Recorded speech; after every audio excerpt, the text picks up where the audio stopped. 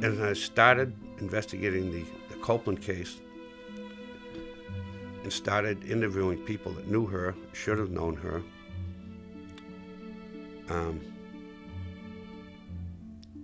a lot of them didn't want to talk about it. I went through the newspaper articles and I saw the names of the investigating officers, or the officers that were first arrived at the scene. They weren't the investigating, they were the first on the scene. It was Pat Sweeney and Gus Kahn. Well, Pat was dead for years. But Gus Kahn had moved away from the Dover area and just recently, maybe a year or so before this, came back. So myself and Detective Conway from Dover PD went to visit Gus. And there was an article done in the paper about how that I was trying to see if there's any connection between the two cases. And when I went to see Gus about it, I knocked at the door and he invited us in. We went in, sat down, and I told him what I was trying to do, and he turned white, he turned red. He obviously didn't want to say much. And he said, well, you know, he said, back in those days, he said, you'd investigate a case, you did all the groundwork, you did all the, he says, and then you was turned over to higher-ups. And he said, after a couple of months, you'd start asking the detectives what was going on with the case, and you were told, it's out of your control, it's none of your business, don't ask any more questions about it. So I says, was there a cover-up? And he says, yes.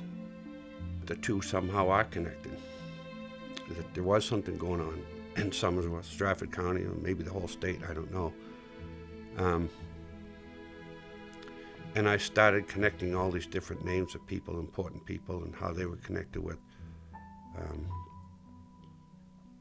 Shirley Thomas, and how they were connected with Irene Copeland. And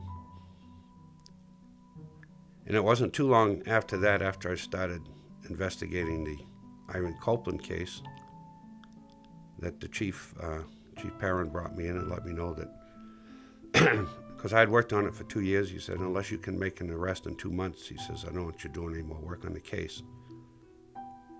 And he says, you spend a lot of time on this. He says, you're getting too personally close to the case. And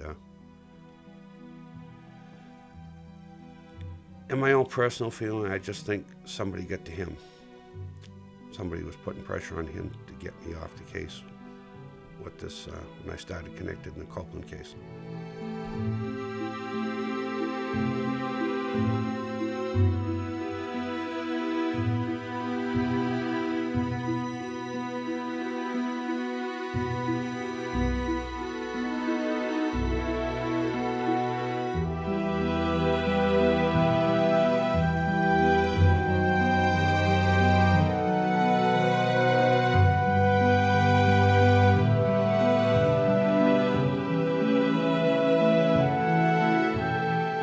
I believe she was murdered, but investigators at that time felt different, I guess.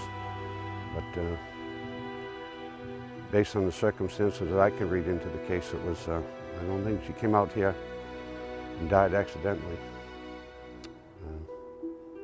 Anyways, that's what they reported.